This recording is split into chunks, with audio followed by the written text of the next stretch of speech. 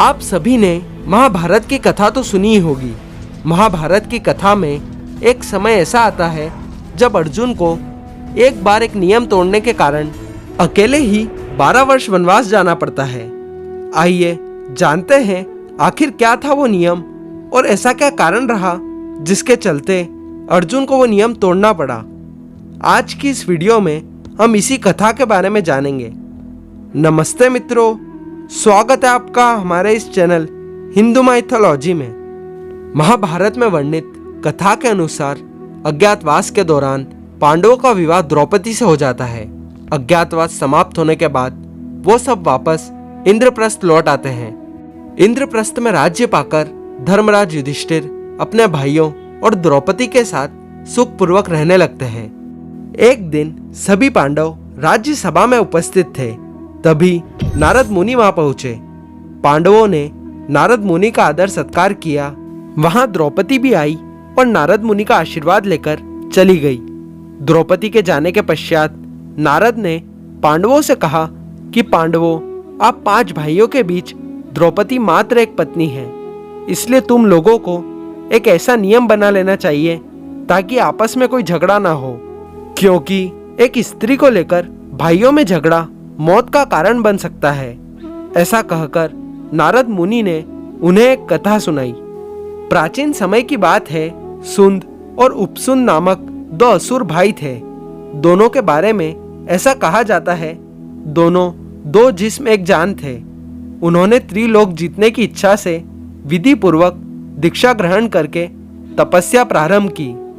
उनके कठोर तप से ब्रह्मा जी प्रसन्न हुए और उनके सामने प्रकट हुए। दोनों भाइयों ने अमर होने का वर मांगा। तब ब्रह्मा ने कहा, यह अधिकार तो सिर्फ देवताओं को है, तुम कुछ और मांग लो। तब उन दोनों ने कहा कि हम दोनों को ऐसा वर दे कि हम सिर्फ एक दूसरे के द्वारा मारे जाने पर ही मरे। ब्रह्मा जी ने दोनों को वरदान दे दिया।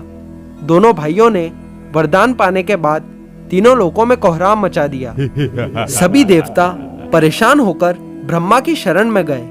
तब ब्रह्मा जी ने विश्वकर्मा से एक ऐसी सुंदर स्त्री बनाने के लिए कहा जिसे देखकर हर प्राणी मोहित हो जाए।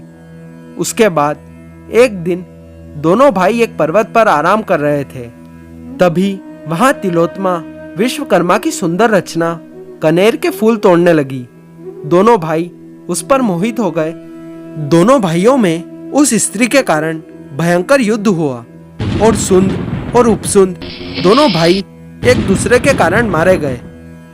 तब कहानी सुनाने के बाद नारद जी बोले, इसलिए मैं आप लोगों से यह बात कर रहा हूं। तब पांडवों ने उनकी प्रेरणा से यह प्रतिज्ञा की कि एक नियमित समय तक हर भाई द्रौपदी के पास रहेगा। एकांत में यदि कोई एक भाई दूसरे भाई को देख लेगा तो उसे 12 वर्ष के लिए वनवास जाना होगा। इसके बाद 5 पांडव द्रौपदी के पास नियम अनुसार रहते। एक दिन की बात है, इंद्रप्रस्थ में लुटेरों ने किसी ब्राह्मण की गाय लूट ली और उन गायों को लेकर भागने लगे। सभी ब्राह्मण देव पांडवों के पास गए और अपना करुण रुदन सुनाने लगे। ब्राह्मण ने कहा कि पांडव, तुम्हारे राज्य में मेरी गाय छीन ली गई है। अगर तुम अपनी प्रजा की रक्षा का प्रबंध नहीं कर सकते तो तुम निसंदेह पापी हो। लेकिन पांडवों के सामने अड़चन यह थी कि जिस कमरे में राजा युधिष्ठिर द्रौपदी के साथ बैठे हुए थे, उसी कमरे में उनके अस्त्र शस्त्र थे। एक और कौटुंबिक नियम और दूसरी तरफ ब्राह्मण की करुण पुकार।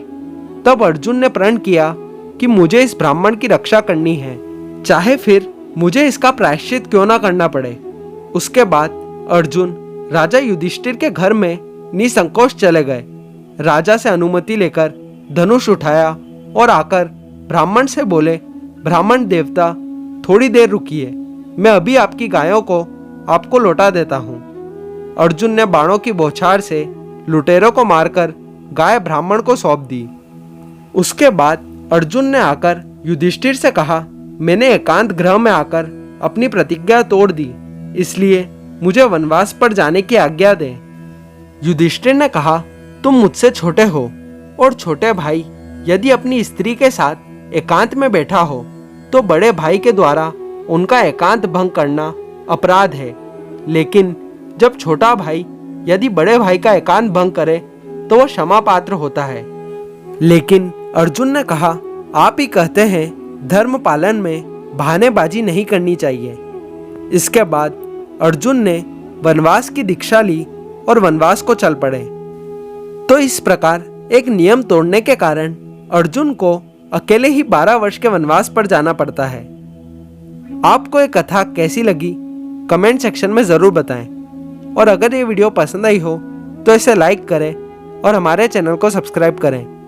मिलते हैं अगली वीडियो में।